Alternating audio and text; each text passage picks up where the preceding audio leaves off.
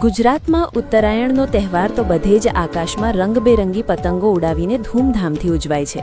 પણ ગુજરાતનું એક એવું ગામ છે જ્યાં પતંગ ઉડાવવો પણ બને છે ગુનો।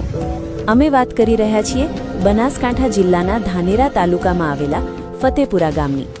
આ ગામમાં પતંગ વગર જ મનાવાય છે ઉત્તરાયણનો તહેવાર, કારણ કે 1991થી અહીં પતંગ ચગાવવા પર સખત પ્રતિબંધ છે।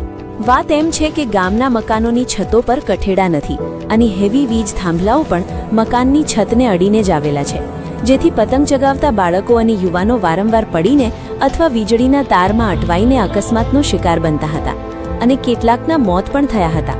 ગામના વડીલોએ બાળકોની સલામતી માટે આ પ્રતિબંધ મૂક્યો, જેમાં બહારના લોકોને પણ પતંગ લાવવા નથી મળતા અને ઉલ્લંઘન કરનારને દંડ થાય છે। હવે અહીં ઉત્તરાયણ પશુઓને ઘાસચારો ખવડાવીને અને દાન કરીને મનાવાય છે, જ્યારે યુવાનો ક્રિકેટ રમીને મજા માણે છે। જે કોઈ પતંગ ચગાવે તો તેના ઉપર દંડ પણ ફટકારવામાં આવે છે, એટલે આ ગામમાં કોઈ પણ પતંગ ચગાવતો નથી।